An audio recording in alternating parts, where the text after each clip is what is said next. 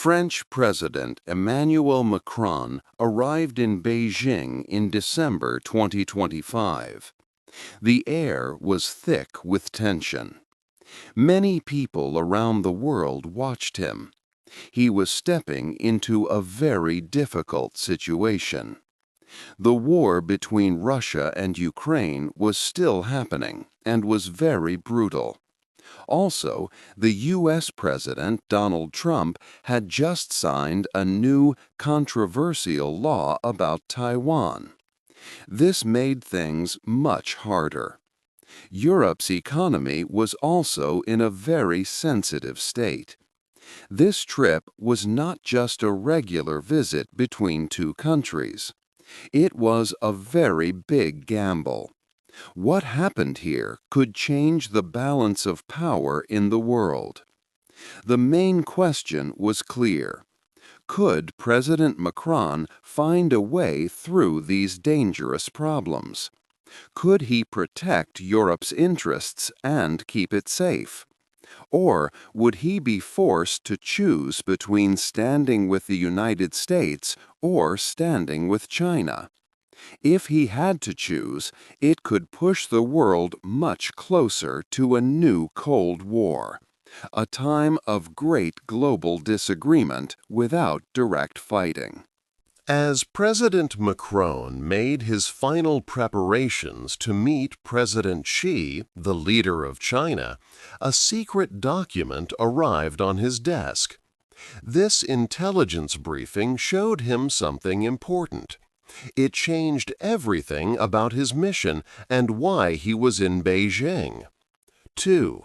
The Big War Problem. Europe hoped China could help stop the war in Ukraine.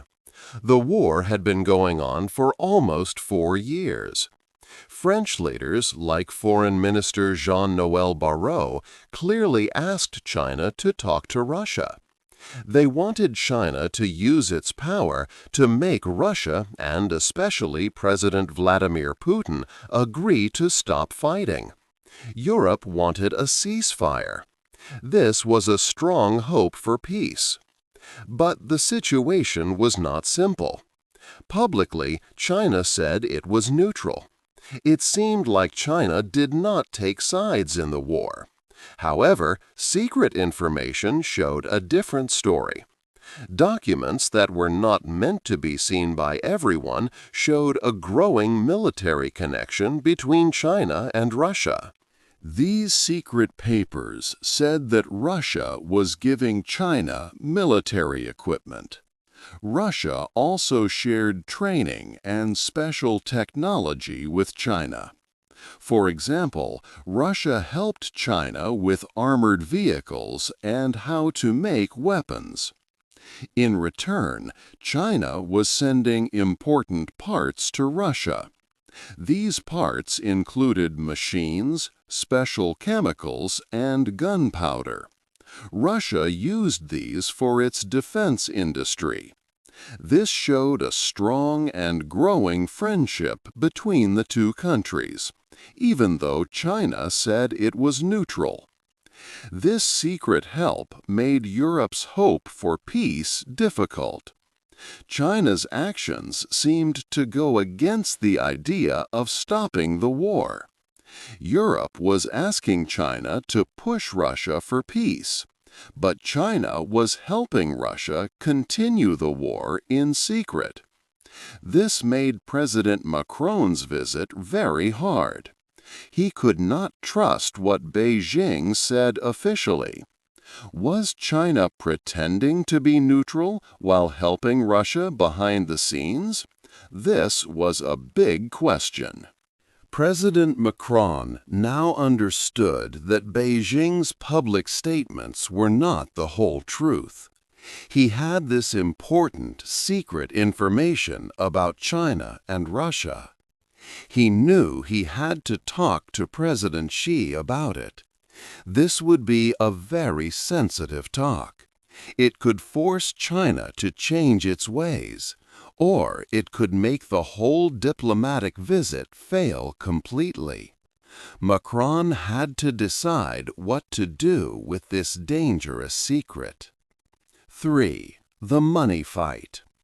After talking about the war, the focus changed to money. Europe and China had a big problem with trade. The European Union had a huge trade deficit with China. This meant Europe bought much more from China than it sold. The deficit was over $357 billion each year.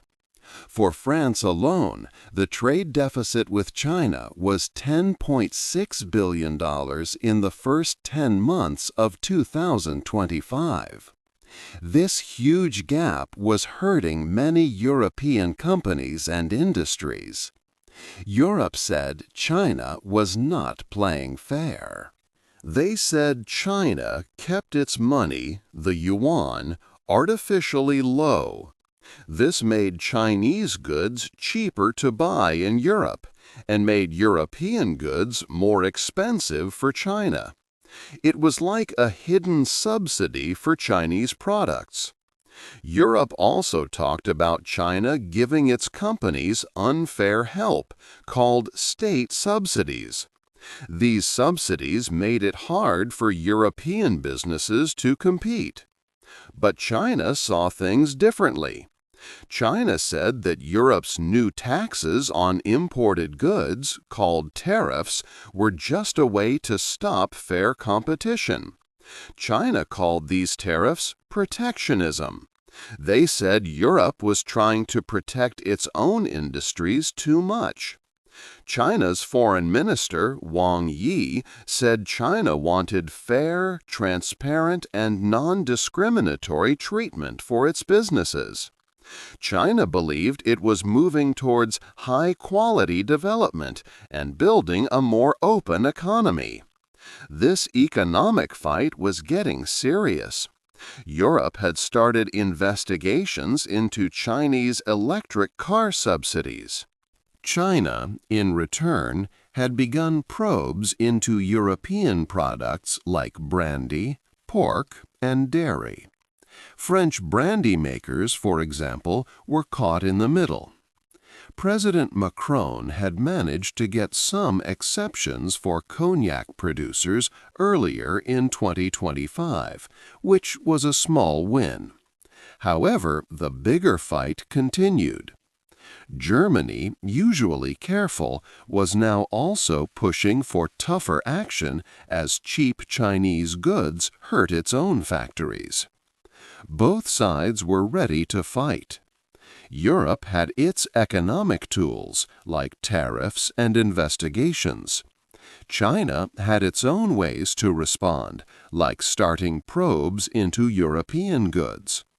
Neither side wanted to give in. Macron's upcoming meeting on trade was going to be very difficult. Everyone wondered who would make the first move to calm things down. Who would blink first in this money fight? 4. Europe on its own. Europe felt a new kind of worry. For many years, the United States helped keep Europe safe. But now things were changing. Leaders in Europe were not sure if they could always count on America. President Donald Trump had repeatedly asked NATO countries to spend 5% of their country's wealth on defense. This was much more than they were already spending. He even said that the U.S. might not help NATO members if they did not pay enough. This made many European leaders very worried. They felt that America, their longtime ally, was becoming unpredictable and might not always be there for them. A sense of being alone in a dangerous world grew stronger in Europe. This fear forced Europe to think about a new path: strategic autonomy. This means Europe should be able to make its own decisions and protect itself without relying too much on anyone else. It's a big, almost desperate gamble. Europe wants to build its own strong military and have a clear voice in the world. The war in Ukraine showed Europe that its own military power was not ready. Countries needed more weapons, more training, and better defenses. They have now agreed to spend a new, higher amount on defense, much more than before. But it will take a lot of money and many years to build a truly independent defense that can stand on its own. This brings a very important question. Can all the different countries in Europe, with their many different ideas and needs, truly come together? Can they unite to build a single strong military force that can defend Europe alone? This question is a huge challenge. It will hang over the rest of the story, as it's a difficult gamble for a divided Europe. To achieve this new independence, Europe feels it must engage with countries like China. This helps Europe to have more friends and less dependence on just one power, like America. However, this very act of talking with and working with China could make the United States unhappy. America has traditionally been Europe's most important friend and protector. Macron is walking a very difficult tightrope. He must find a careful balance. If he moves too far towards China or upsets America too much, the entire European project to become strong and on its own could fall apart completely. The future of Europe depends on his next steps. 5. The Secret Island. The unspoken and most difficult topic during President Macron's visit was Taiwan. For China, Taiwan is a self-governed island that Beijing views as an inseparable part of its territory. Chinese leaders like President Xi Jinping have clearly stated that Taiwan is China's primary line that must not be crossed. This means China is ready to use force, if needed, to reunify Taiwan with the mainland. This issue became even more sensitive just days before Macron arrived. President Donald Trump signed a new law called the Taiwan Assurance Implementation Act. This law showed America's strong and ongoing commitment to Taiwan. It meant that official talks between American and Taiwanese officials could grow over time. This action created a lot of tension, like pouring fuel on an already burning fire. Taiwan was the big, obvious problem that could ruin all other diplomatic talks and agreements. The air in Beijing was thick with hidden dangers because of this one topic. Macron understood the immense risk. European intelligence agencies had made their own secret report about a possible conflict over Taiwan. Their views were different from what American officials believed. Macron carried this special, quiet understanding with him into every meeting. Behind closed doors, Chinese diplomats spoke very directly. China's Foreign Minister Wang Yi asked France to support a positive and rational view of China in Europe. This included respecting the One China principle. This was a clear message. France should not say or do anything that would support Taiwan's independence or its greater standing in the world. China sees any such actions as interference in its own affairs. The Chinese gave Macron a stark warning. They told him that France's stance on Taiwan would decide if his entire visit was successful or a complete failure. The world held its breath, waiting to see how President Macron would respond to this serious challenge. 6. The Panda Story. French President Macron took a necessary break from the intense talks. He traveled to a special center for giant pandas in Chengdu. This part of his trip was a welcome change, meant to be light and friendly, offering a pause from the heavy geopolitical issues. Just a few weeks before, France had returned two beloved pandas, Huan and Yanzi, to China. These special animals had lived in French zoos for 13 years. During their time in France, they had 3 cute cubs, and many French citizens had grown to love them deeply. These pandas were a strong, living symbol of the long-standing friendship between France and China. In return for sending the pandas back, the Chinese government promised to send new pandas to France very soon. This kind gesture showed a spirit of goodwill and mutual respect on both sides. President Macron himself got to see a panda named Meng, who was the first giant panda born in France. His wife, Brigitte Macron, had personally given Meng its name. This panda diplomacy created a moment of true relief and human connection amidst the high-stakes discussions. It presented a public image of the relationship, filled with warm smiles and important symbolic gestures of peace and friendship. However, these friendly actions were also a carefully planned strategic tool. Beijing often used pandas to shape how the public in Western countries thought about China. By keeping public opinion positive and happy, it gave world leaders like Macron more freedom for tough diplomatic conversations later. The true effectiveness of this particular strategy was now about to be seriously tested.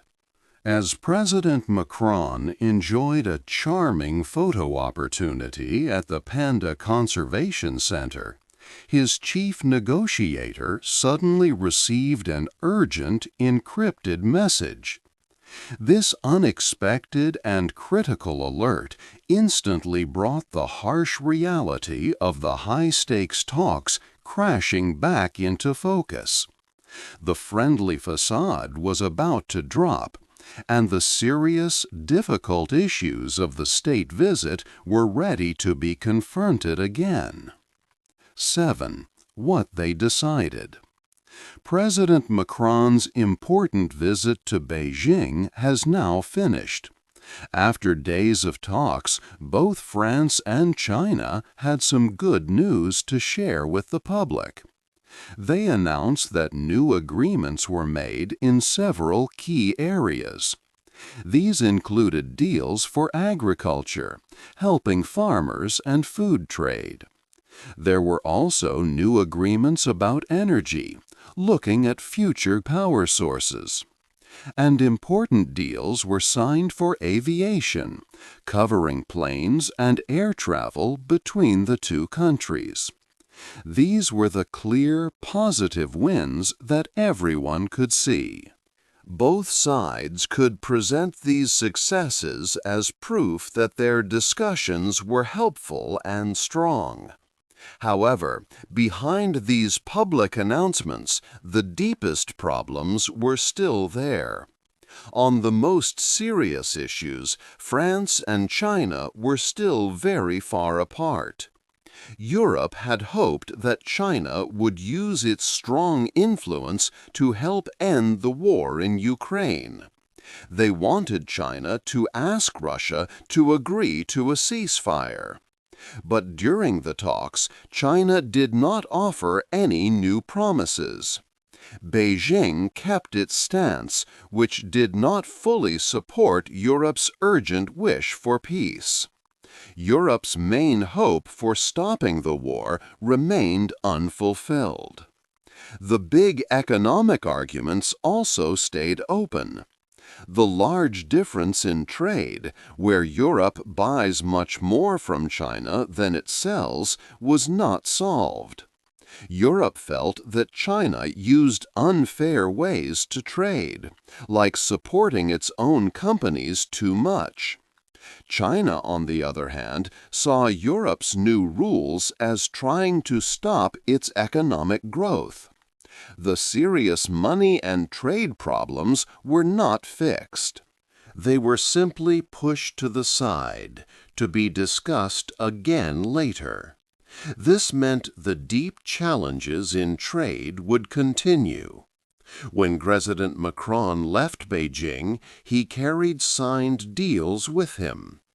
These papers represented small steps forward, but a strong feeling of unease also stayed with him. This visit was not a clear victory for Europe. He wondered deeply about what had truly been achieved. Did his trip really make Europe safer and stronger in the world? Or did it just delay the biggest problems, making Europe more vulnerable in the future? These important questions had no easy answers. The full and true cost of his diplomatic trip would only become clear much later. 8. The world changes. Macron's visit to China was more than just a trip. It showed that the world is now very different.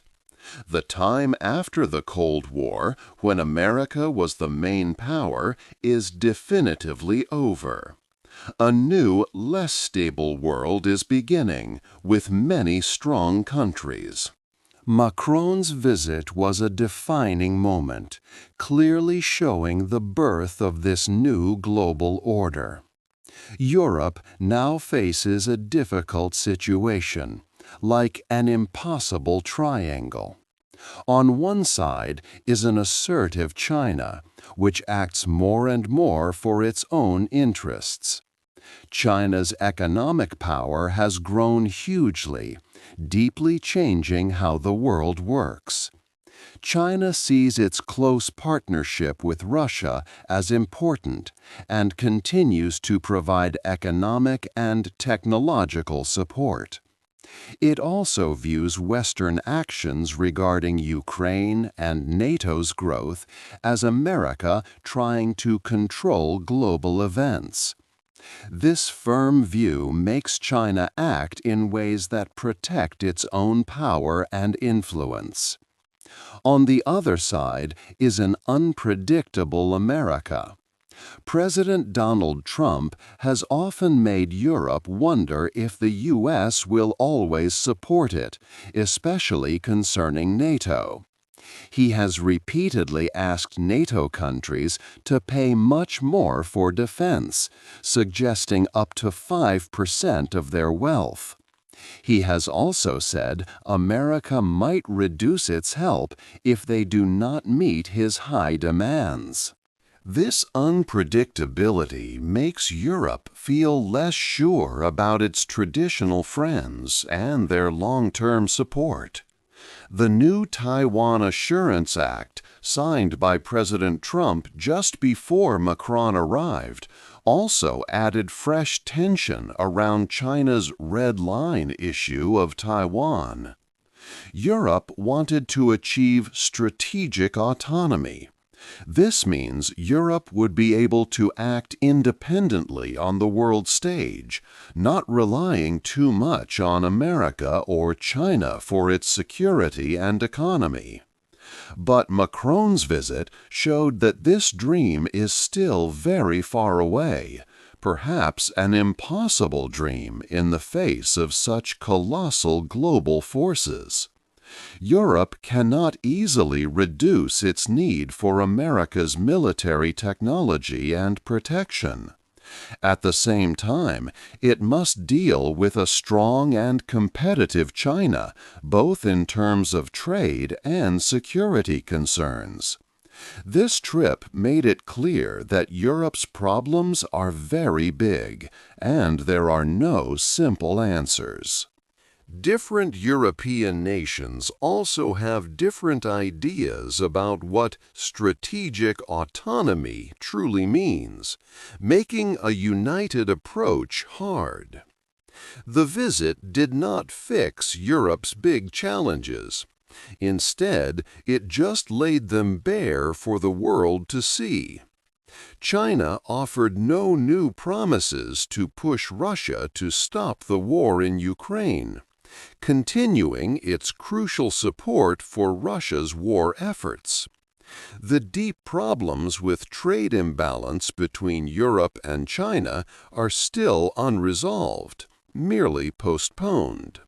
Europe's aim to de-risk its economy from China remains a difficult and slow process. The world is moving into an uncertain future, fraught with peril. The old ways of doing things from the post-Cold War era definitively no longer work. Europe must find new paths in this complex and risky new world. What do you think Europe should do to stay safe and strong in this new global order? Hey there! Just a second before you go. If you learned something new today, please give this video a like, write your thoughts in the comments, and subscribe to the channel. It only takes a second, and it really, really helps to create even better English videos for you. Your support means the world.